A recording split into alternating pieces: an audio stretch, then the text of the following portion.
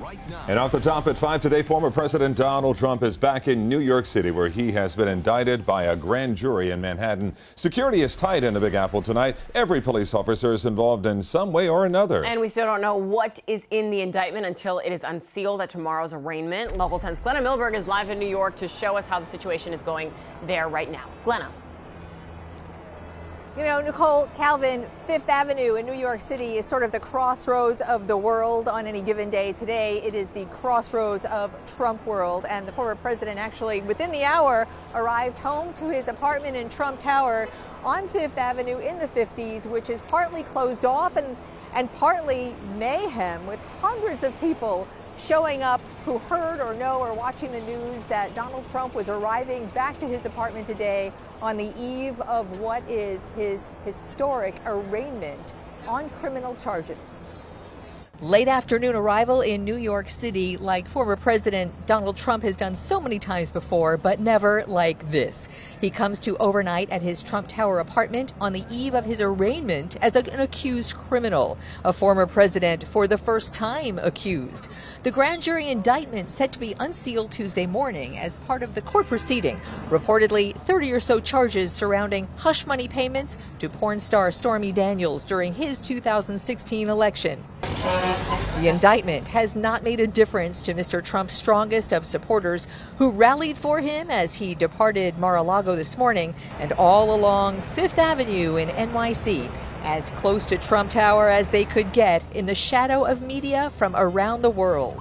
This city block is closed and secure, as is the area around the courthouse downtown, NYPD coordinating a massive response to an unprecedented event. Our job is to facilitate and safeguard the rights of people to express themselves and those going about their daily activities. But I will remind everyone that violence and destruction are not part of legitimate, lawful expression, and it will never be tolerated in our city.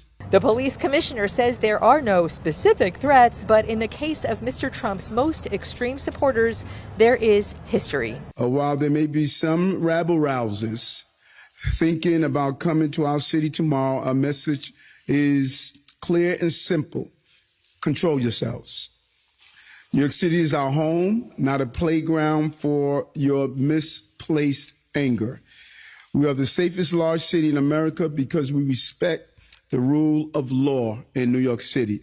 And although we have no specific threats, people like Marjorie Taylor Greene, who is known to spread misinformation and hate speech, she stated she's coming to town. While you're in town, be on your best behavior. A little bit of politics meets crime, and that is what is happening here.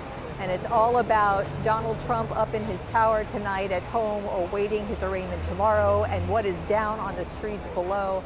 This security, these closed streets, and the crowds destined to be here throughout the night, as we will be, as the world's media will be. I'm not sure if I can even get you that shot right here across the street.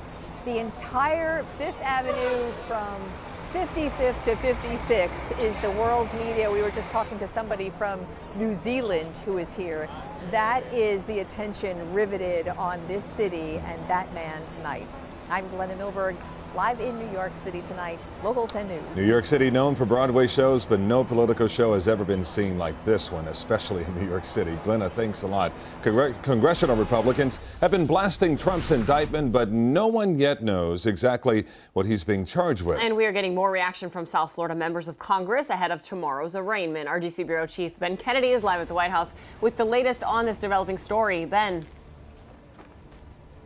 Calvin, Gulf Florida lawmakers are split down party lines on this issue. Republicans are against it, while Democrats really want it to play out in the courts. Former President Donald Trump seen traveling to New York one day before his arraignment. It's there he'll face a judge on criminal charges, a part of the Manhattan's DA's investigation, which centers on a $130,000 payment made to adult film star Stormy Daniels in 2016 by Trump's then attorney and fixer Michael Cohen.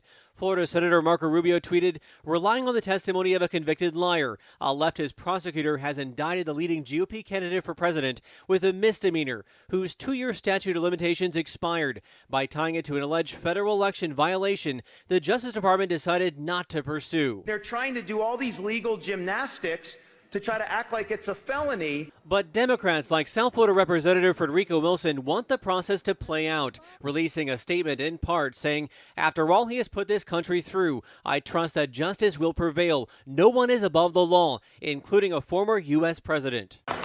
As the current commander-in-chief had no comment on his predecessor's court date, as President Biden traveled to Minnesota Monday to tout job growth and investments in low-carbon energy. And this investigation by Manhattan's DA has been going on for quite some time. In fact, it began when Trump was still here behind me at the White House. Calvin, Nicole. And Ben, Trump has said that this indictment is not going to stop him from seeking the White House, but this is not the only investigation he's facing, correct? Nicole, you're right. Trump is facing multiple investigations in Georgia, his efforts to overturn the 2020 election, and here in D.C., the January 6th insurrection, and also the DOJ's investigation into those classified documents found at Mar-a-Lago. So it's possible Trump could be facing even more court time in the near future. Well, one at a time. Our Ben Kennedy live from the White House. Ben, thank you.